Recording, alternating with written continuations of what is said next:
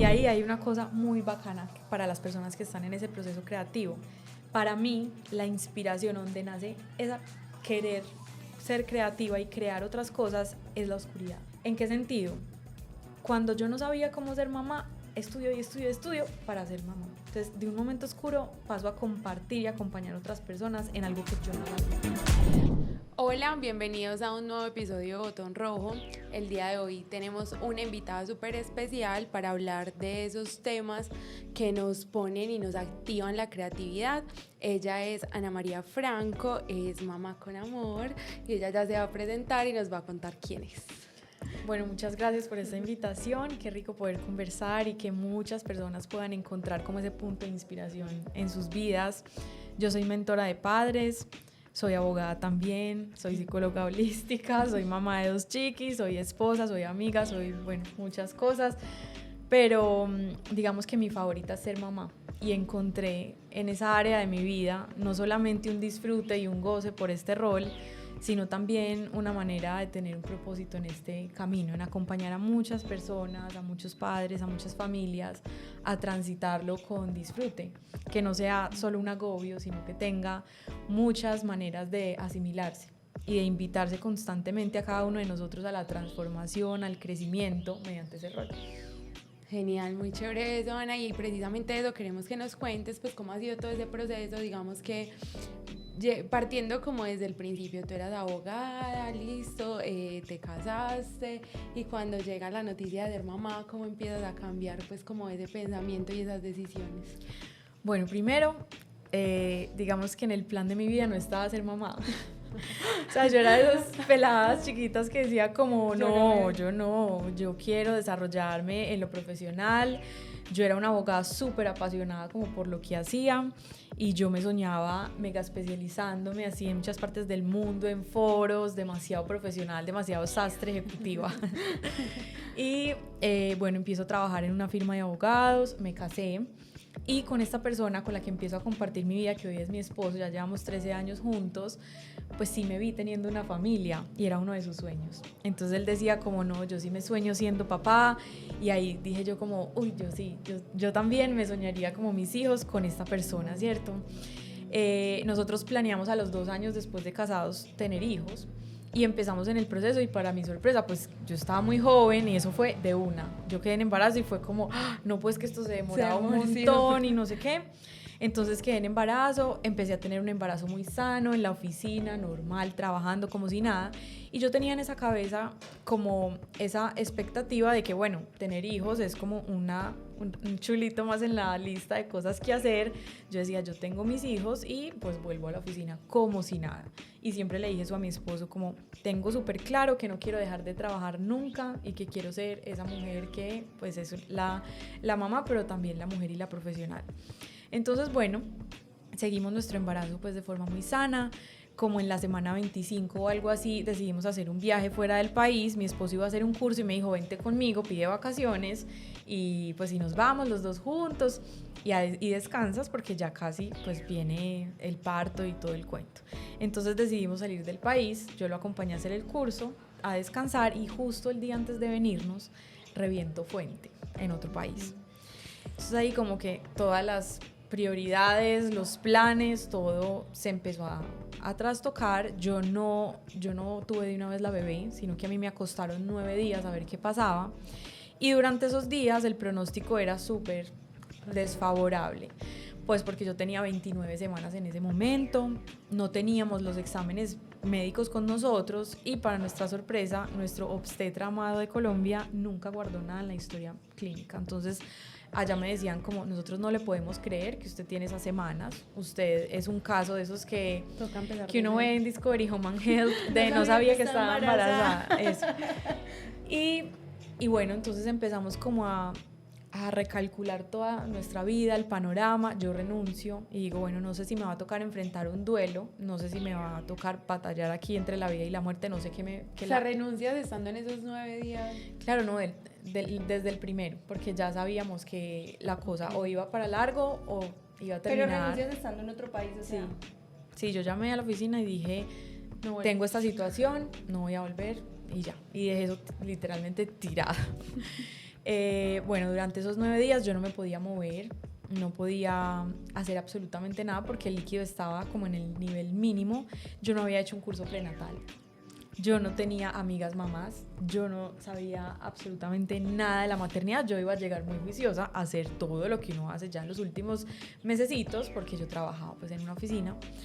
Y al 9º día el médico dice, hay que sacar la bebé, ya hay muchos signos de que hay una infección dentro de ti porque la bolsa está abierta, entonces nos vamos para cirugía.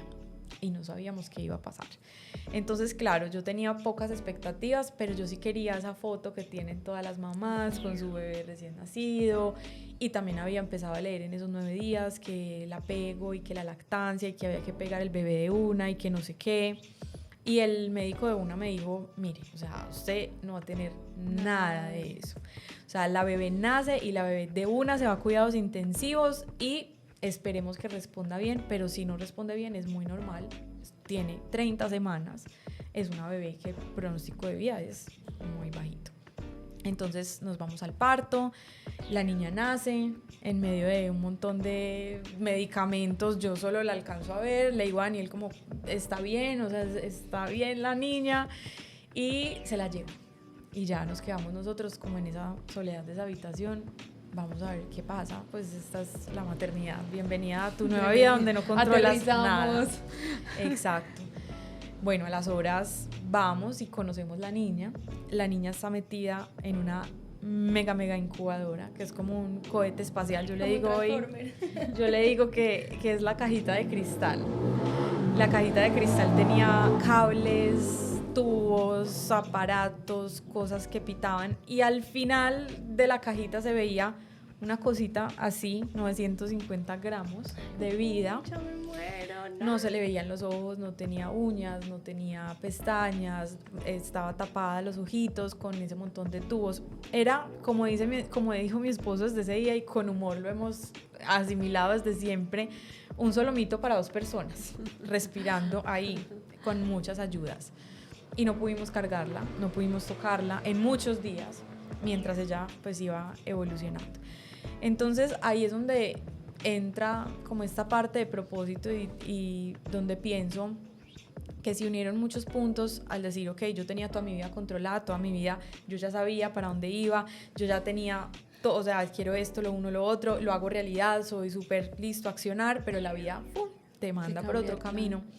Y ahí hago yo una promesa, llorando, mirando esa cajita, porque obviamente eso fue un momento muy duro, que hoy ya lo cuento de una forma tranquila, pero no lo fue. Yo le hago una promesa a ese pedacito de carne y le digo, mi amor, si tú sobrevives, tú me vas a dar un propósito a mí. Y es que todos los padres del mundo sintamos y creamos que la vida es un milagro y que la damos por hecho, así como yo decía, claro, la tengo, ¿cierto? Era una parte la como tengo, que yo... con la licencia de maternidad, ya me voy.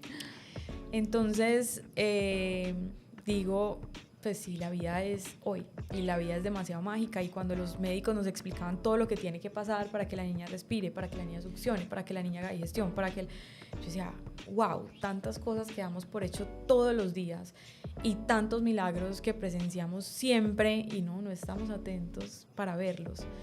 Y empieza la niña a evolucionar poco a poco, empieza muy bien, o sea, nunca tuvimos como un retroceso o un susto, pero el proceso es muy lento porque se tiene que tardar, entre comillas, el mismo tiempo que ella debía estar en el útero.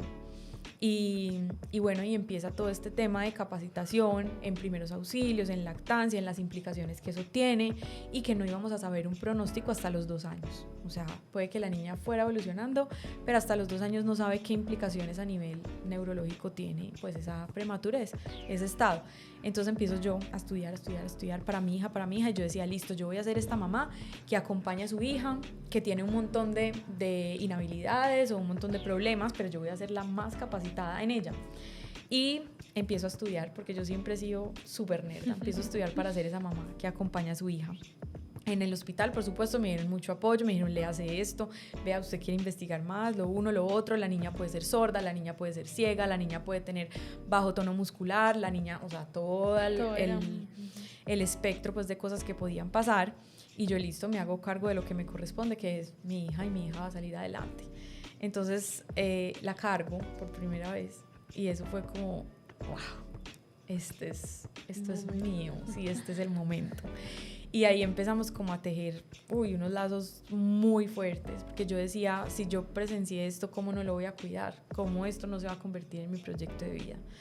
Y la niña sale del hospital, podemos viajar otra vez a Colombia, donde vivimos, y piso la tierra sin saber nada, o sea, quién soy, qué hago cuando tengo tiempo libre. Si tengo tiempo libre, no tenía tiempo libre. La niña se me vuelve una obsesión que yo no la quería dejar de ver, de tocar, de ver si respiraba, porque yo decía, bueno, ya hicieron lo más, ya me toca a mí responsabilizarme de esto, y me convierto en una loca del control. Una loca. Entonces, aparte de que estaba estudiando un montón de cosas, que no hablaba con nadie, cerré mi círculo, no me dejaba visitar de nadie, en mi casa había tapabocas antibacteriales cuando la pandemia no había pasado, y yo decía, no le puede pasar nada, y se me convierte eso en un momento muy oscuro de la vida, porque esa no era yo. Y van pasando los meses y la niña se sienta, la niña come, la niña escucha, la niña empieza a decir sus primeras palabras, y me quedo otra vez sin rumbo, porque yo ya había planeado ser la mamá de la niña enferma que acompaña durante toda su vida, y pues no, resulta que no, que la niña evolucionó. Entonces, la niña no otra vez, recalculando quién soy, y entonces cómo voy a volver a la oficina después de haber vivido esto, cómo voy a hacer como si nada pasó. No sé hacer nada, nunca fui emprendedora en el colegio de vender gomitas, chicles, nunca nada, y yo decía, ¿qué hago? Y me sentía muy sola, porque ninguna de mis amigas era mamá en ese momento, y yo no tenía con quién hablar de nada. En mi casa todo es perfecto, desde que yo soy niña, todos estamos siempre felices, la vida es positiva, la vida es hermosa. Y yo decía, ¿yo a quién le digo que esto me está pareciendo muy duro? ¿Yo a quién le digo que me siento perdida, que me siento muy feliz como mamá, pero no tengo con quién hablarlo? Y ahí decido abrir un blog en donde escribía no solo todos esos pensamientos diarios, que era anónimo al principio, sino que empecé también a compartir toda esa información que yo había aprendido para acompañar a mi hija enferma. Y yo decía, qué nota que todos los papás puedan nutrirse de esta información, aun cuando sus hijos no tengan ningún diagnóstico ni ningún panorama oscuro. Qué rico aprender de cómo se crean las conexiones del cerebro, cómo nos vamos desarrollando, qué rico de qué esperar en cada una de las etapas. Es una información que a mí me liberó muchísimo y que no está en el medio. Estaba en vocabulario científico o de psicología, pero no estaba como, digamos, bajada a ese nivel de una conversación así. Una realidad, pues como lo que viven, pues como día a día, Ana, yo me siento súper identificada contigo. Creo que no saben por qué estoy aquí porque soy mamá hace 8 meses, porque admiro un montón a Mamá con Amor, pero sí quiero decirte que, o sea, como que se hace un nudo acá, como que me dan ganas de llorar, y es porque he pasado por cosas no tan graves, pero muy similares en muchos aspectos, y ese tema de no encontrarse es súper común en las mamás, y que a veces el círculo o lo que está alrededor no lo entiende. Entonces yo quería como ahondar un poquito ahí y preguntarte cómo salir de ahí, o sea, cómo tú sentiste que era más allá del blog, o sea, ¿qué te llevó a escribir ese blog, o dónde nació ese impulso creativo para escribir ese blog y decir, pucha, es que yo aquí no solamente voy a compartir con los papás, sino que también lo voy a usar como mi descarga, porque no tengo dónde descargarme, todo es feliz, todo el mundo está bien, no todo el mundo acaba de ser mamá? Entonces, ¿cómo fue ese proceso? Fue un día en el que yo dije, yo no debo ser la única que está sintiendo esto. Y me metí a internet a buscar blogs de mamás, a buscar una guía, a buscar si alguien acompañaba ese tipo de procesos, y no me encontré sino con información en inglés. Y yo dije, no hay nada en español, o sea, en serio nadie habla de lo duro que es ser mamá, ni de lo difícil en español, o sea, I need to practice my English, pues. Y dije, pues yo lo voy a hacer, y la información que había en inglés era muy técnica, dirigida como a profesionales del área de la salud. Yo dije, voy a ser entonces la primera mamá que en español hable de que esto es muy duro, y bueno, posiblemente me va a tocar estudiar un montón, y ahí me empecé a capacitar muy duro como para tener esa autoridad, digámoslo así, pero en el inicio fue solamente como ese yo quisiera pertenecer a algún lugar donde yo me sienta identificada y eso no existe, entonces yo voy a hacerlo para las que vengan no estén solas, y así fue que abrí la página. Muy bien. No, ahí pasa algo pues como muy chévere, y es que pues en este caso Tati se siente identificada porque es mamá, pero si uno lo lleva pues como a la vida, pues nos pasa ahí como a todos en diferentes situaciones donde tú sientes que no eres tú o que estás en el proceso de construirte, de volver a encontrarte. Y yo quiero ahí, Ana, que nos cuentes cómo fue ese proceso, cómo fue ahí ya decir, bueno, ¿quién es Ana? ¿Qué le gusta a Ana? ¿Qué disfruta Ana? Que Ana entienda que ser mamá no es solamente estar dándole pues como atención a la vez, sino que ser mamá también es construirse ella. Pues yo creo que ahí entra una idea muy linda que yo destruí completamente, porque yo suelo ser una persona muy disciplinada, con un montón de metas, una persona que se proyecta, que lleva acciones, o sea, muy, ¿sabes? Muy abogada. Muy estructurada y juiciosa. Exacto. Pero a partir de ese momento yo entendí que ese proceso nunca termina. Y eso es lo lindo, porque cuando yo dije, ok, voy a acompañar a mi hija entonces en la enfermedad y voy a hacer esto tan, y empecé a hacerlo, pues no, la vida me dio un girito y ya no vamos para allá, ya vamos para allá. Y dije, esto nunca termina. Y así lo puedo ver hoy yo en retrospectiva, porque no he sido siempre la misma mamá. Al principio era una súper loca, controladora, así, después fui como, no, pues yo no quiero esto para mis hijos, no quiero ser esa mamá helicóptero, entonces me busco y me encuentro y me siento cómoda siendo luego mamá de 2, en donde ya no me alcanzaban las manos, me tocó dejarme ayudar por mi esposo, por mi mamá, porque ya no podía yo sola con 2 bebés. Y luego dije, ya no me siento cómoda en la casa. Necesito trabajar, a mí me encanta compartir lo que yo soy con las otras personas, sentirme productiva, tener un proyecto, y esta es mi esencia, que la había desconocido en las 2 versiones anteriores, y vuelvo a trabajar. Y luego en otra versión digo, soy la súper trabajadora, juepucha, lo logré, o sea, la abogada que quería comerse el mundo, pues ahora soy en mi proyecto, y descuidé mi casa. Y entonces otra vez recalculando, entonces hay que estar en sintonía, es como en lo que se siente bonito y honesto para nosotros, y no cansarse en la búsqueda, porque digamos en este momento de mi vida llevo un tiempo estando muy estable, en donde no siento ningún ruidito, o estoy digamos en ese momento en donde yo digo qué chévere, mi matrimonio está bien, mis niñas están bien, me siento bien con lo que hago.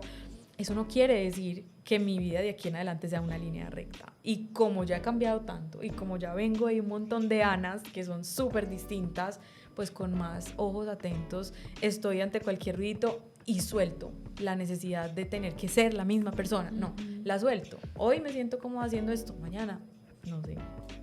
Total. Ana, yo quiero ahí como preguntarte más, es como, ¿qué ha sido de Ana en todos esos cambios que obviamente yo me imagino que dejan esas señas o dejan esas cicatrices o dejan como, pues sí, pueden ser cicatrices o no, pero mínimo deben dejar como unas marcas o unos puntos o unos hitos que tú has puesto en tu camino o en tu recorrido? Ana mira hacia atrás y hoy ¿qué siente? ¿Qué dice Ana? Pues pucha, esto es lo que yo siento hoy, y si no hubiera recorrido ese camino, ¿qué? Yo me siento supremamente orgullosa de quién soy hoy. Y eso es lo que siento que todos deberíamos buscar, de mirar nuestra historia con compasión, ¿sabes? Porque yo en algún punto la miraba con juicio. Entonces decía, tan ridícula Joyce, que abogada, diciéndole a todo el mundo que me iba a ir a no sé qué, qué tonta.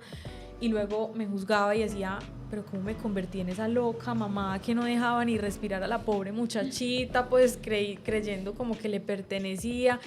Y no, ahora no tengo como esa visión de juicio. Ahora miro mi historia con compasión y digamos que eso me regaló la empatía para abrazar las historias de tantas personas que acompaño todos los días. Porque puede que ese punto específico no tenga un sentido hoy para esa persona, pero cuando miramos hacia atrás decimos, ya sé por qué viví esto y ya sé por qué viví lo otro, porque le va a dar sentido a ese norte. Siempre y cuando nos responsabilicemos, pues como de estar conscientes de dónde estamos y hacia dónde queremos ir. Eso no implica que vamos a poder ir a donde queremos, pero que sí sepamos cómo fluir con la vida y con esos movimientos que tal vez no entendemos en el momento. Súper, muy chévere. Yo tengo ahí pues como algo que quiero devolverme, y es como cuando estabas en ese momento tan crítico de la UCI, de no la puedo tocar, no puedo estar en contacto, y lo que leí, porque también le pasa a muchas mamás y creo que muchas personas se llenan de información del cómo deben ser las cosas, de hacia dónde deben ir las cosas, hacia dónde vamos.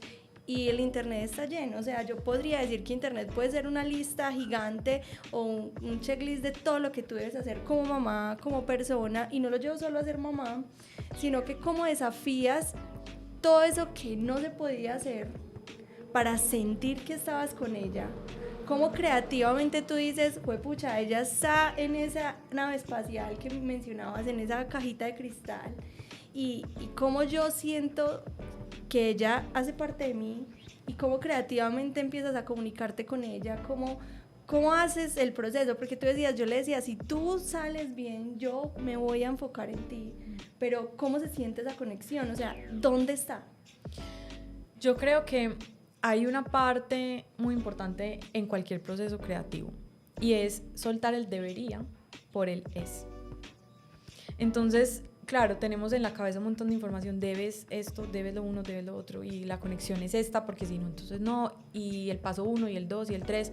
Cuando yo estaba en esa situación, yo solo pensaba, esto es lo que es, o sea, y radicalmente acepto esta situación como es, no debería ser otra, y no por esta situación, entonces ya nunca más voy a tener una conexión con ella, o un apego, o porque entonces ya no o porque tomaba como leche. no se pegó, entonces ya no cree el vínculo, ¿no? Exacto. Entonces yo siempre he pensado, bueno, no siempre, ha sido como parte de descubrir este proceso, que no hay un terreno más abonado y más fructífero que el presente. Y en el momento en el que a mí me entregaron esa niña, yo dije, pues desde aquí se crea el vínculo, hijo de madre, no importa que durante un mes yo no te hubiera podido cargar ni tener, pero desde aquí vamos a hacerlo todo por hacer ese vínculo. Cuando la niña estaba en la cajita, por ejemplo, yo pues durante casi toda mi infancia canté en un grupo, y digamos que la UCI o la parte pues donde están todas las incubadoras no tiene cortinas, no tiene nada, porque tienen que estar monitoreando todos los bebés, entonces ahí había muchas veces más familias, las enfermeras. Yo decía, ay, qué pena ponerme a cantar acá, pues como si yo quiero cantarle a mi hija porque es lo único que yo puedo hacer por un huequito que tenía la cajita, me daba pena con las otras personas como que me oyeran cantar. Y ahí como que yo hacía un ejercicio mental de, es mi camino, es mi vida, y no tengo por qué escuchar, ni ver, ni sentir nadie, absolutamente nadie, y lo voy a hacer a mi manera. Y empezaba a cantar, o sea, ahí pasaban las enfermeras y pasaba la gente, y yo decía, pues esto es lo que yo quiero de mi camino, o sea, y a partir de hoy es lo que es, no es lo que debería ser, o qué pena de la otra, o no, es como yo lo voy a afrontar, y si mi hija se va a morir, yo quiero que se vaya con estas canciones que yo le estoy cantando aquí. Y es una forma muy radical de decirlo, pero cuando no estamos tan cerca de la muerte, o sea, cuando no vemos como a nivel global que esto es un ratico, este camino de la vida es un ratico, no somos capaces como de soltar con esa libertad de la creatividad. También le escribía mucho, cogía las notas del celular y le escribía cartas, y cartas duras, o sea, no solo cartas románticas de tus ojos son, no, es como, tengo miedo y no sé si te voy a querer y no te he podido ver los ojos, o sea, no sé si eres una niña normal, si te ves como una niña normal, como expresar todo eso que me pesaba y que me tenía que aguantar, y que la gente esperaba muchas veces de, no, pero tú siempre has sido muy fuerte, tú eres mi guerrera, y en ese momento eso me sabía mierda, porque yo decía, ¿y qué si no? O sea, ¿y qué si en esta no? Si no soy esa fuerte o esa guerrera. Claro. Y si en este momento de la vida no siento ser capaz, o sea, porque es que también está bien no ser capaz. Yo creo que te entiendo completamente. Moisés también estuvo en la UCI por una situación completamente diferente. Él no estuvo en la cajita de cristal, pero también fue un proceso difícil. También nos dijeron que no iba a escuchar, que probablemente iba a estar ciego, y a uno se le despierta. Bueno, yo voy a explicar una cosa acá como pequeñita, y es que yo siempre concebía a Moisés como un fuego, y es como un fuego que tú sientes ahí adentro, y que una vez hablándolo justo con Valeria, ella me decía que la felicidad, yo le decía, es una llamita que uno siente por dentro, y a la semana me di cuenta que estaba en embarazo, y yo decía, marica, él es la llamita que se siente por dentro. Y cuando tú dices, juepucha, es que yo dije, yo voy a ser la mamá para esa niña, es que la fuerza no sale de uno ya, uno la siente, y uno siente que ellos le dan esa fuerza. ¿Qué hiciste con esa fuerza? con esa fuerza me encargué de que ella saliera adelante. Fue madre. Yo sí, o sea, toda mi vida se volcó a ella en ese momento en que ella me necesitó tanto. Yo me acuerdo que fue una asesora de lactancia allá, pues súper gringa, más seria que un tramposo. Y es que aparte te tocó toda la situación en un país en inglés. extraño, en inglés, y sabías sin inglés. familia. Yo era disque bilingüe, pero apenas pasé la puerta del hospital, o sea, cesárea, líquido amniótico, rayos, o sea, ya no sabía nada de inglés. Ni sin familia, pues en una situación completamente fuera de lo que uno puede decir, pues Total. Comodidad. Entonces ella me dijo, hola, mire, yo soy la asesora de lactancia, yo le quiero decir una cosa. Si usted produce leche, su hija va a salir en la mitad del tiempo que si no la produce. Si usted produce leche, su hija tiene 2/3 partes de opciones de vivir. Y cuando ella me dijo eso, para mí no fue ni siquiera violento, para mí fue, entonces yo sí puedo hacer algo. Producir leche. Fue entregarme herramientas para... No, fue como, ok, no tengo que ser este espectador pasivo que va y mira la cajita y confía en los enfermeros, sino que yo sí puedo hacer algo. Y entonces me conecta o sea, ni siquiera me pide permiso. Eso yo lo veo hoy con ese montón de información que hay. Yo digo, pucha, esto fue demasiado violento, pero en el momento no fue así. Ella simplemente me abrió la bata y me dijo, le voy a poner esto le va a sacar leche y péguese a eso, porque usted pues tuvo una cesárea, no estaba a término, entonces lo más seguro es que a usted no le salga leche, pero péguese. Y me conecta a eso y al segundo empieza eso a gotear. Y ella decía, pero usted se ha estimulado. Y yo no, yo no tengo ni el extractor aquí, o sea, yo no tengo nada. Y me decía, es increíble, en serio, o sea, usted está dando leche.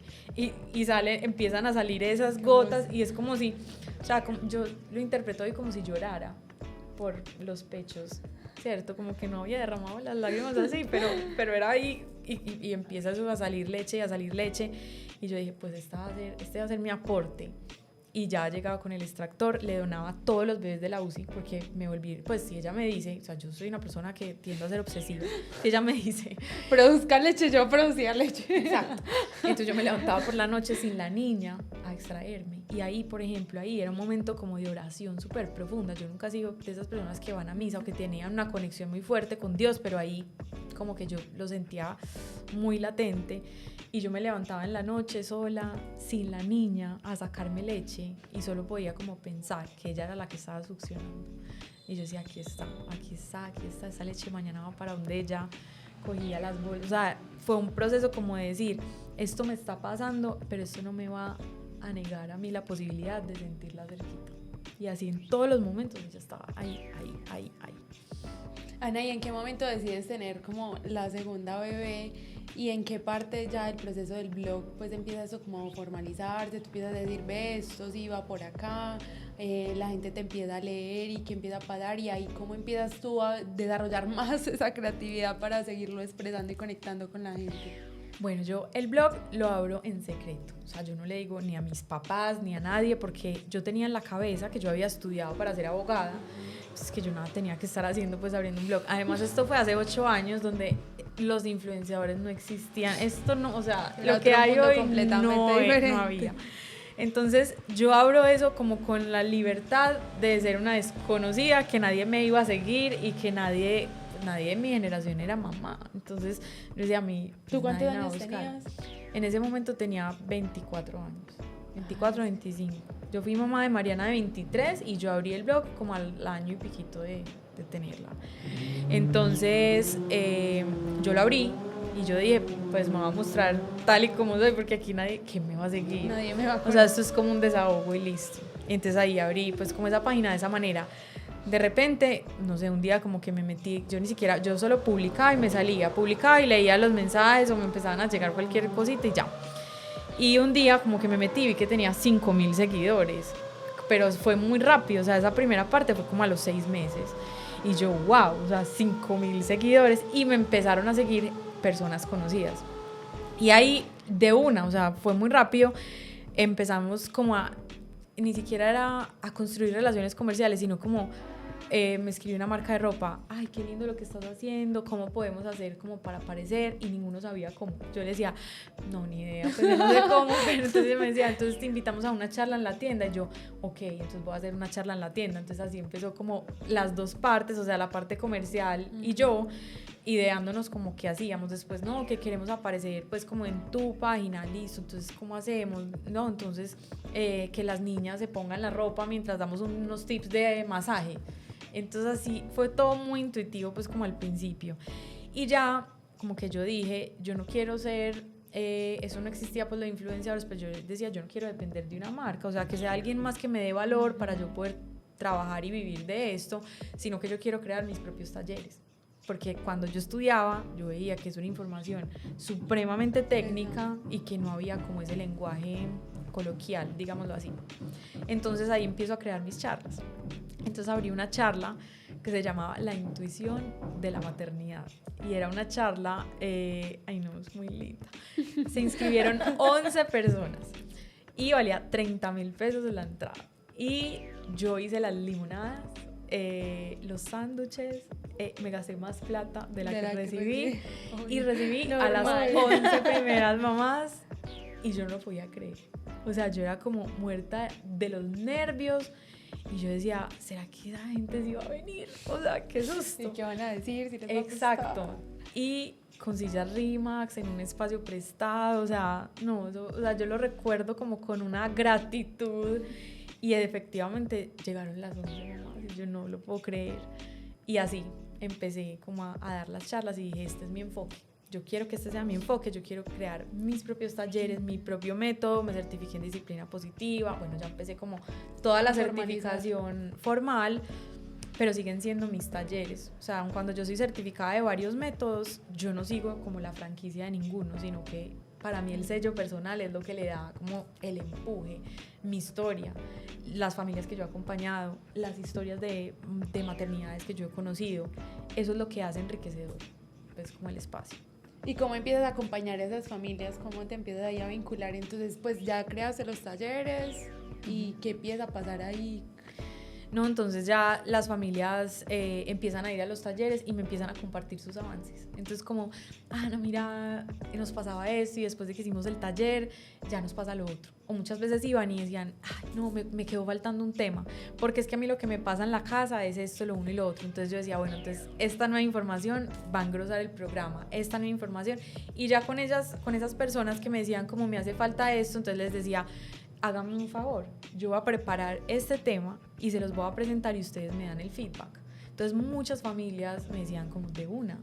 Entonces que la relación entre hermanos, entonces yo hacía un taller, se lo presentaba a esa familia, la familia me decía, re bien, pero faltó esto. Entonces, y así, incluso es un proceso que todavía después de más de 5.000 familias que han pasado por mis programas, lo hago. Hay gente que me dice, te falta esto. Ana, siento que en esto estás coja. Entonces yo vuelvo y engroso y estudio y engroso y engroso y entonces cada vez como que el programa se va haciendo más robusto. Pero yo creo que yo ahí encuentro como varias conclusiones. Una de esas es que siempre mirar el proceso, entender el proceso como un proceso, pero sobre todo permitirte sacar como provecho a cada una de las cosas que ha pasado en tu vida, para ti, para tus hijos, para tu emprendimiento, ha sido como un punto clave. O sea, es como lo que veo o lo que logro como atrapar entre esta conversación, que de hecho me tiene emocionada, feliz, extasiada, me siento muy contenta de estar acá, pero sí veo que es esa parte clave, es cómo todo lo que pasa a mi alrededor lo tomo en pro de, y lo que no me sirve igual lo tomo como parte del proceso, ¿cierto? Y ahí hay una cosa muy bacana para las personas que están en ese proceso creativo. Para mí, la inspiración donde nace esa querer ser creativa y crear otras cosas es la oscuridad. ¿En qué sentido? Cuando yo no sabía cómo ser mamá, estudio para ser mamá. Entonces, de un momento oscuro paso a compartir y acompañar a otras personas en algo que yo no sabía. Ahí también, la parte de recuperar la mujer, yo hago retiros especialmente para mujeres sin los hijos, para poder recuperar esa parte. ¿Pero por qué lo puedo hacer? Porque yo ya pasé por ahí, porque yo ya me perdí siendo mamá, me olvidé de quién era, no sabía cómo. Entonces siempre, o sea, ya es muy chistoso, porque siempre que estoy en un momento oscuro, digo como, pucha, que ir a salir de acá. Súper chévere. En mi crisis de pareja, por ejemplo, después de que nosotros tuvimos las niñas, claro, uno se distancia, la pareja cambia, se desnivela, uno encuentra en el otro una persona que uno no conocía, él también, por ejemplo, él se casó con una abogada súper clave, no sé qué, hacía 1000 cosas y de pronto, una ama de casa, que no hacía sino cuidar la niña, ser toda invasiva. Entonces, en ese proceso también tuvimos una crisis súper grande y de ahí me certifiqué en un método para parejas y empecé a crear mis talleres. Entonces es muy charro porque siempre que estoy viviendo un momento como de cierta oscuridad o de no sé para dónde voy, digo como, ¿qué irá a salir de acá, jue madre? O sea, esta es mi fuerza, esta es mi potencia creadora. Es como, yo les digo mucho a las personas que han tomado cursos conmigo, es como si yo hubiera estado en una caverna de oscuridad y hubiera estado tanto tiempo que mis ojos se hubieran acostumbrado a la oscuridad y aprendí a ver cada cosita de la caverna. Y ahora lo que hago es ofrecer tour por la caverna. O sea, la conozco tan bien que entonces ven, yo te invito porque yo ya estuve ahí, vamos a recorrer la caverna juntos y te muestro por dónde es la salida. Total, muy, muy chévere, me parece muy bacano y pues más que sentirme muy identificada con todo, también quiero ahí hacer una pregunta. Bueno, hay personas que en medio de la oscuridad pueden no salir a hacer wow, o hacer sus supercambios y también está bien, o sea, ¿cómo tú le comunicas a esas personas que no es que tienen que ser como tu proceso, no es vivir tu proceso, sino que cómo les llevas a que ellos sientan la tranquilidad y la seguridad de que es el proceso de ellos? Es que hay un error muy grande de la sociedad y es pensar que el resultado es comparable con el del otro. Total. Yo siempre creo, o sea, esto es como una máxima de mi vida, que después de uno pasar por esos baches, siempre hay una luz incandescente infinita que te pertenece. Ahora, ¿qué es para ti esa luz? No es tener seguidores, no es empezar a ganar plata de cuenta de eso, no. La luz es poder sobrepasar ese obstáculo, haber crecido, coger habilidades, redireccionar tu norte y entonces hiciste todo eso, hey, encontraste la salida. Ya que ciertas personas, digamos en mi caso, lo hayamos convertido en un propósito de vida, eso es aparte, eso no tiene nada que ver con el proceso de oscuridad, nada. Y me parece súper clave pues como aclararlo porque las personas que nos están escuchando no todas pueden interpretar qué es ese proceso, sino que si lo dejamos así puede ser como, pues pucha, entonces yo no hice nada cada vez que salí de la oscuridad y entonces no lo logré. Entonces es decirles a todos que hace parte de solo salir y entender el proceso, abrazar el proceso, hace parte de encontrarse en la salida de la caverna que tú llamas. Pero mira, o sea, es que es tan sencillo como dejar de pensar que yo porque hoy tengo un propósito, ya lo voy a tener para el resto de la vida.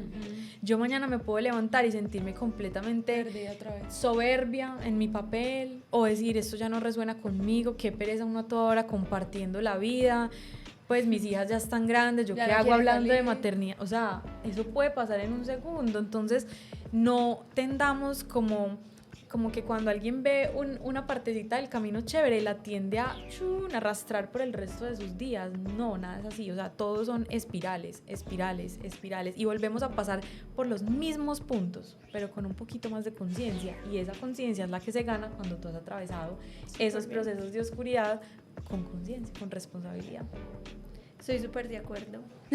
Ana, ahí pues es que cuando uno escucha y pues y le dicen, ay, no, tú vas a salir de ese momento oscuro, porque todos tenemos que pasar y todos vamos a salir y todo, y como nuestra amiga Carol G lo dijo, mañana será bonito, pues eso es muy lindo, porque uno dice, sí, mañana va a ser más bonito, pero ¿qué hago en el momento de oscuridad donde yo digo, pues padre, pues ya, sí, yo sé que mañana me voy a sentir bien, pero ¿qué hago hoy que no me estoy sintiendo tan bien? Y creo que ahí me parecería chévere que nos contaras pues como desde tus habilidades, ¿cierto? Porque igual todos tenemos habilidades distintas, pero ¿cuáles son las que tú usaste o cuáles son las que a ti como Ana, pues es que yo soy... por ejemplo, pues yo sé que tu mamá pues es médica, también una mamá pues como muy trabajadora, todo lo demás, y lo que te pudo haber quedado ahí, o sea, ¿qué habilidades tú encontraste que te ayudaron en ese momento de oscuridad? Pues mira, yo creo que en esos momentos, como naturalmente nos enseñaron, estamos buscando acelerarlo. Pasar rápido por ahí. O sea, rápido, ¿Y qué tengo que hacer para no sentir? ¿Y qué tengo que hacer para pues, estar bien? ¿Cierto? Y nos dedicamos como a el mundo de las adicciones, que son no solamente las drogas y el alcohol, el ejercicio, el trabajo, o sea, anestesiarnos de cualquier manera para no sentir. Sin embargo, en ese momento yo tuve como una lección súper importante para mí y que determinó pues radicalmente de ahí en adelante mi vida. Yo todas las mañanas llegaba a ver la niña y decía, bueno, ¿y cómo está? Y la respuesta era, está viva. Y cuando yo salía de la clínica decía, pero ¿cómo está? Pero me puedo ir tranquila, pero mañana yo voy a volver y yo no sé qué va a pasar. ¿Puedo llamar? No. ¿Puedo averiguar por la niña? No. Entonces me decía, despídase, porque todos los días es una vida. O sea, usted no sabe todo lo que está pasando para que hoy, 24 horas, la niña esté viva. Todos los amaneceres son un nacimiento y todas las noches son una muerte. Despídase de la niña, mañana no sabemos qué va a pasar. Entonces, aprender a ver la vida de esa manera para mí fue poderosísima, o sea, poderosísima, porque es una ilusión lo que tú esperas, ¿cierto? Como el momento perfecto. No, es todos los días como te puedes hacer la vida más amorosa para ti. Entonces, por ejemplo, yo tengo unos pilares que a mí me sostienen mucho más fuerte que cualquier cosa en el mundo. Para mí la música, por ejemplo, es algo que yo necesito una sintonía emocional con la música, pero no tiene que ser para todo el mundo. Pero en esos días donde yo no podía cargar la bebé, no me podía devolver a Colombia, yo no tenía trabajo, yo no tenía con qué distraerme, estaba recién parida, no podía hacer ejercicio, a mí no me daba la cabeza para leer o para distraerme, yo no podía irme a fumar un bareto, pues, o sea, no tenía manera de tener ninguna adicción. Yo decía, ¿cómo me armo un día en donde sea bonito para mí vivirlo, a pesar de que yo estoy esperando, pues respirada, succionada, o sea, yo te estoy esperando, pero yo no podía acelerar el tiempo? Entonces, ¿cómo te puedes hacer, a pesar de todo, la vida bonita en esa situación de espera, en esa situación de incertidumbre? Para mí la música, como les dije, es algo, o sea, lo primero que yo hago es sintonizar mis emociones con música, y no es pues cantos gregorianos, o sea, no, la música, que una canción bonita, otros días una canción que me active, otros días una canción que me baje, o sea, esos son regalos para mí. Lo otro es escribir.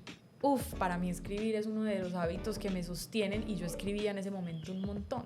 Pues si no puedo hacer nada, bueno, qué rico sacar este taco de aquí y no dejarlo solo en la mente, donde funcionamos al mismo tiempo en pasado, futuro, presente, donde hay 98.000 pensamientos produciéndose todo el tiempo. Entonces escribirlo me ayudaba como a bajarlo, como a esto es lo que estoy sintiendo, y lo descargo en el papel. Otra cosa que me encantaba hacer en ese momento era como sentarme a tratar de aquietar el cuerpo. Yo siempre he sido muy, pues a mí se me nota todavía mi esencia, yo soy muy poder. Y en ese momento que yo estaba con una cicatriz, que estaba intentando lactar, yo decía, yo nunca en mi vida, nunca me había sentado a aquietarme, a sentir que yo soy un árbol al que le salen raíces y que no se deja turbar por nada. Y en ese momento lo aprendí, porque no había nada más que hacer, o sea, era real que yo no podía hacer nada. ¿Y con quién ibas a hablar? Si era en inglés y tu mente... Claro, no, y con mi esposo era un estrés horrible. Entonces él fingía estar bien, yo fingía estar bien, los dos, sí, cierto que vamos a salir. Y fueron muy pocos esos momentos como de honestidad donde decía, estamos llevados, ¿cierto? Y él como, sí, estamos llevados, pero ya, o sea, no había más palabras de ahí, porque yo no lo quería dañar a él y no me quería dañar a mí. Entonces, escoger como esas cosas que son minúsculas, por ejemplo, tomarme un café, pero uno, disfrutadito, oliéndolo, sintiéndolo, o sea, como que cada momento ritualizarlo, cada momento agrandarlo a lo que es lugar. Si estoy aquí, entonces estoy aquí con ustedes, o sea, las percibo, las huelo, las toco, tengo sed de este momento, pero dejar de vivir en eso de pico, y estoy esperando y mi momento ideal, y cuándo va a llegar, pues, y no, pues que la oscuridad dura no sé cuánto y lleva un montón y cuándo va a pasar. No, cada día un nacimiento y cada noche una muerte. Eso a mí me marcó. Ana, y me parece súper chévere, porque es que yo creo que la vida pues siempre nos lleva como a vivir en el futuro, ¿cierto? Porque desde que tú estás chiquito, ay, ¿qué quieres ser cuando grande? Ah, yo quiero eso.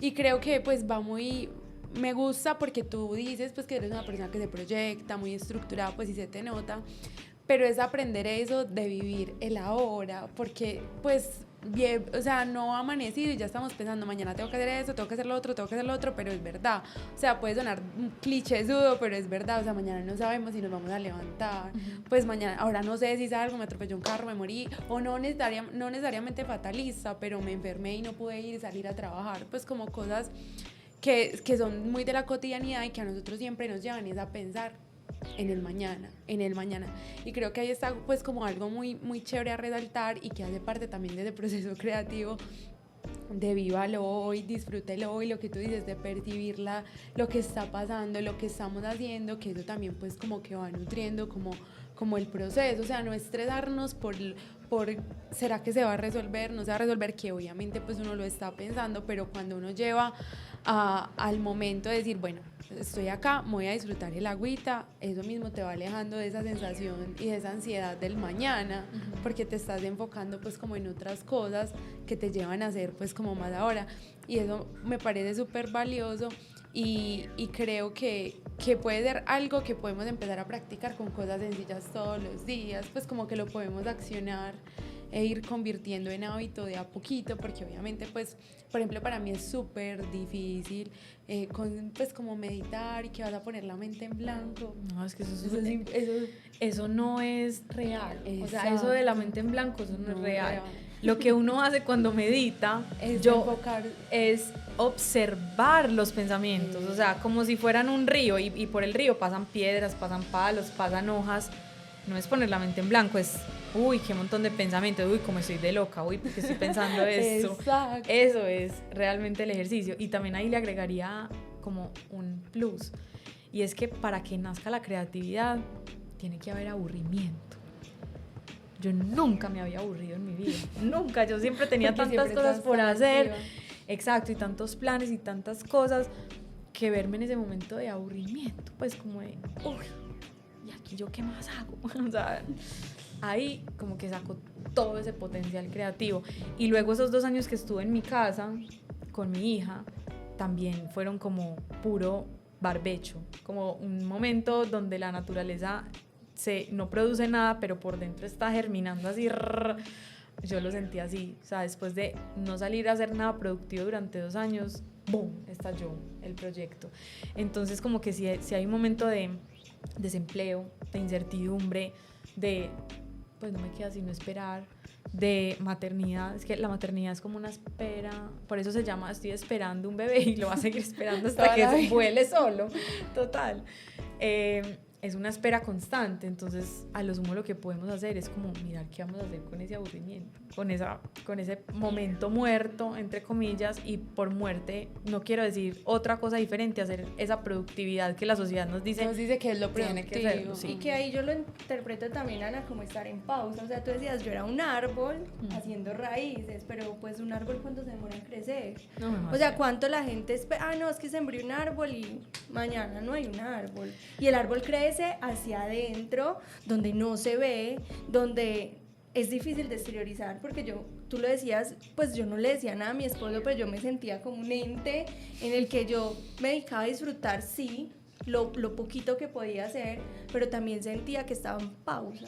Entonces yo le agregaría como ese otro plus, como decir que estar en pausa no siempre está mal, o sea, no siempre tenemos que estar en movimiento, no siempre tenemos que estar en actividad o ya encontrando la solución. Estar en pausa también hace parte de darse esa oportunidad. De no saber para dónde coger, pues de decir, ay, ¿y yo qué hago?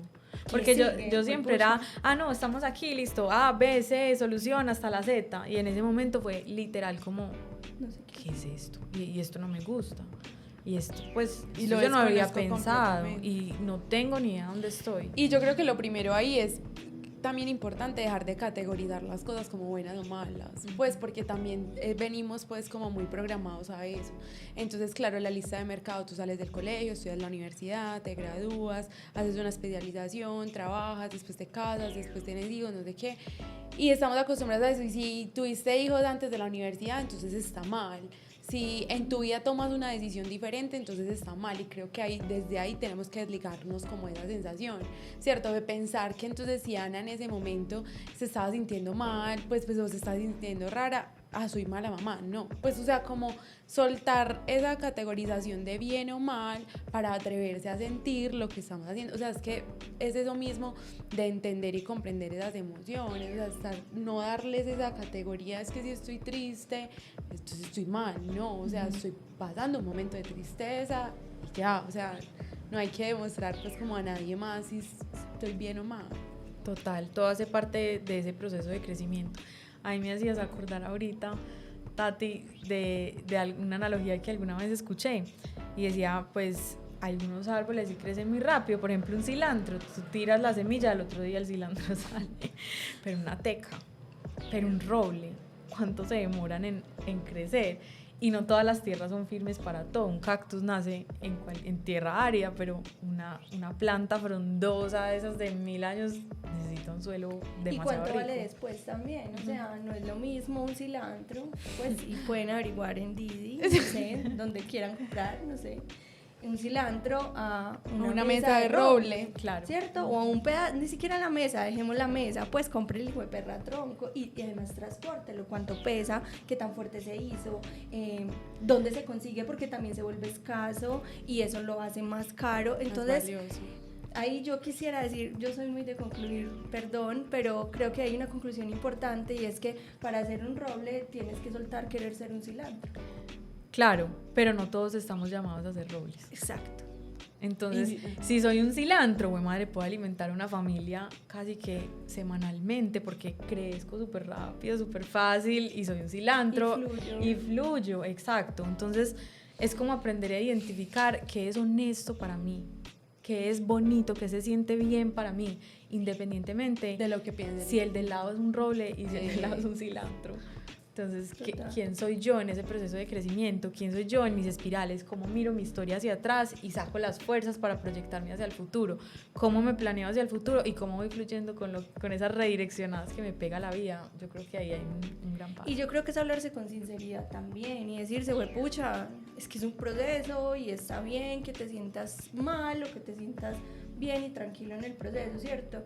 Pero más allá de eso, yo creo que hoy yo podría decir que lo que ha ayudado a que Mamá con Amor sea muy exitoso es hablar con sinceridad, lo que nadie está dispuesto a hablar, pero sobre todo lo que nadie quería escuchar, ¿cierto? Porque todas las mamás, y me remito a mi mamá, a mi abuela, a mi suegra, a las personas que me rodean, pues no, es que ser mamá, no, súper fácil, súper bien. Y lo mejor, y lo mejor de la vida. Y es un tema súper romantizado y como cuando uno le toca ser creativo en el tema, porque uno dice, güey, pucha, yo no lo siento tan romántico, yo soy una mamá muy feliz, o sea, yo creo que los mejores roles de mi vida ha sido ser mamá, pero también no es el camino rosa que nos pintaron o que nos enseñaron a tener. Y que está definido, pues tú en este momento estás viendo una etapa de ese bebé, mañana te vas a enfrentar a otra cosa, y hoy en 2 años otra etapa, después, o sea, es un proceso. Y hoy está bien, o sea, un bebé hoy está bien, o sea, gracias a Dios de mi hijo está bien, pero si mañana no está bien, es lo que tú decías, prun, otro cambio. Otro camino. Y es recalculando, o sea, a mí se me quedó mucho el tema de recalculando, me siento Waze pues, pero es como un tema de pues pucha, me pasé esta curva, porque también a veces uno se pasa en el cuidado, se pasa en no amarse uno mismo, pero uno no sabe quién es, no amarse uno mismo, en no hacer X o Y, y lo digo con toda la transparencia del mundo porque es lo que Tatiana hoy es.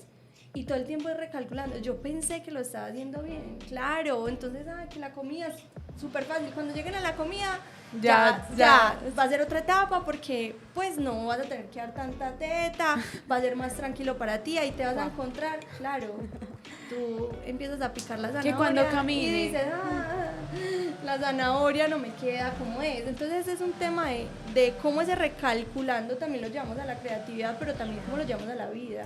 Está bien recalcularse las millones de veces que sean necesarias con tal de sentirse bien. Y buscar ese punto de honestidad con uno, o sea, con uno y no afuera, porque muchas veces uno está pendiente de lo que esperan, de lo que la otra hizo, del camino. Yo creo que casi siempre. Yo creo que siempre, o sea, además que ahora, digamos, eso te pasó a ti cuando no estaban los influenciadores, cuando las redes no iban al nivel que van hoy. Pero es que, y yo se los decía antes de tener a Moisés, yo creo que se los dije muchas veces, pues pucha, ¿cómo es posible que esta famosa hoy tenga el bebé y mañana sale súper maquillada, perfecta, en la cama? Pues acabo de parir a mi hijo. Yo decía, marica, yo no me voy a ver así, o sea, yo me voy a ir sudando, voy a tener ojeras, voy a querer matar a alguien en ese momento. Entonces, como lo que nos han vendido hoy nos lleva a un nivel de exigencia superior, y que encontrar esa honestidad se vuelve imposible en un mundo donde todo debería de ser. Entonces creo que volvemos a las mismas conclusiones: soltar el debería, recalcular, ser honesto, trabajar en pro de sí mismo y silenciar un poco el exterior. O sea, como meterse a ser el árbol, cilantro, roble, el que tú quieras, pero poderse meter a silenciar eso que pasa alrededor. Total. Sin olvidarse de que todas las mañanas son un nacimiento. Y todas las noches pueden ser una muerte. Bueno, Ana, no, esta conversación creo que, pues que de una experiencia muy personal se sacan pues como estas conclusiones y esos aprendizajes que nos sirven a todos para nuestra vida personal, pero también en la vida laboral, porque diariamente también nos estamos enfrentando a un montón de cosas que nos hacen sentir como, bueno, estoy pasando por un momento de oscuridad, ¿qué debo hacer? ¿Cómo lo debo hacer? Y ese es como el objetivo de esto, o sea, poder que todos veamos acá, identifiquemos como esos puntos creativos tuyos, esos procesos que nos puedan nutrir y que cada uno pueda tomar lo que le sirve, ¿cierto? Y lo que no, pues simplemente dejarlo pasar, pero creo que nosotros nos ha servido pues como de mucha inspiración y aprovecho para decirte pues que somos, como te decía, yo personalmente tuve una época, a mí me pasó al revés, o sea, siempre soñé con ser mamá, o sea, era mi proyecto de vida, o sea, yo lo tenía súper claro, siempre he sido muy trabajadora, todo, y yo decía lo mismo, pues yo no creo que vaya a dejar de trabajar, pero sí tenía súper claro que quería ser mamá, Y pues de esas cosas que pasan, de esas recalculando, pues ya yo estoy en el otro lado, que digo, no, yo ya no quiero, era mentira, era un chiste. Era un chiste y por ejemplo me disfruto mucho el rol de poder, por ejemplo, acompañar a Tati, ¿cierto? De tenerlo cerquita, amo a los niños, de hecho trabajo con niños en otras cosas, pero como que cambia ahí como la perspectiva. Pero lo más chévere de eso es eso, o sea, hace entender que hoy es esa decisión, pero mañana puede ser otra, y que está bien, pues, y que las cosas, pues, simplemente pueden cambiar y podemos cambiar y nos podemos transformar, que es lo que me parece más importante. O sea, como que cada uno sepa que se puede transformar y que no somos, pues, como ya un producto terminado. Entonces, pues, Ana, agradecerte como por eso. Presiona el botón. Y te vamos a invitar a una sección que tenemos aquí en nuestro podcast se llama Botón Rojo, porque está basado en una teoría que hay de que el presidente de Estados Unidos tiene la opción de presionar un botón en cualquier momento y básicamente desatar una guerra mundial porque dispara un misil, ¿cierto? Entonces él simplemente tiene que dar como un comando y ese misil se dispara y chao, se acabó esto. Entonces acá tenemos una sección que se llama Presiona el botón y te vamos a hacer una pregunta donde tú vas a tomar esa decisión que va a disparar el misil o no y ya después justificas pues como una tu respuesta de sí o no y ahí pues ya Tati tiene una pregunta. Un poquito. ¿Cómo? Pues tengo muchas, pero voy a hacer como la que habíamos planeado, ¿cierto? Y es como en todos los roles que tú desempeñas, porque es entender a Ana como una mujer con muchos roles y que no la hace diferente, pero como en todos esos roles tú crees, ¿cómo en todos esos roles crees que la creatividad ha sido parte fundamental en la ejecución de esos roles, sí o no? Sí. ¿Por qué? Es que yo creo que todos los seres humanos somos creativos. No, la vida no se divide entre los que sí y los que no. Para muchas personas es evidente que, no sé, se levantan, se meten a bañar, otros desayunan primero. Ahí estás haciendo un ejercicio de creatividad, porque estás co-creando con esa rutina. ¿Cómo es tu rutina? Solo tú sabes. ¿Cómo organizas la nevera o la cocina? Es un ejercicio de creatividad. ¿Cómo haces ejercicio en la mañana, en la noche o no haces? Estás tomando decisiones todo el tiempo, estás co-creando tus días. Y creatividad no es solo pintar muy bonito o hacer un cuadro de exhibición o tener un emprendimiento que te craneaste cuando no existía. No, eso no es como la muestra, el diploma de ser creativo.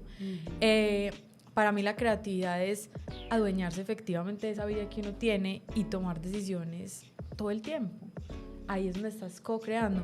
La forma en la que te vistes, las palabras que eliges para expresarte, tu lenguaje corporal es una co-creación con eso que tú eres, ¿cierto? De ser humano. Tus amistades, la forma como gastas o inviertes tu tiempo libre, el dinero, o sea, la forma de administrar tus recursos son un proceso creativo.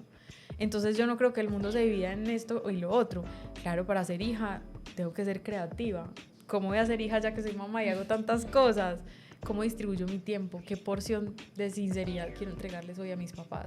Pero también para ser mamá, ¿cómo voy a llegarle el corazón a unas niñas que no hablan mi idioma de adulto? Tengo que ser creativa. Para mantener mi relación de pareja, después de 13 años, creatividad, güey, madre, toda la del mundo. Total. Y no se trata de pensar, ay, tengo que hacer cosas nuevas porque tengo que ser creativa. No, tengo que aprender a cambiar la visión sobre lo cotidiano. Ahí estoy siendo creativa.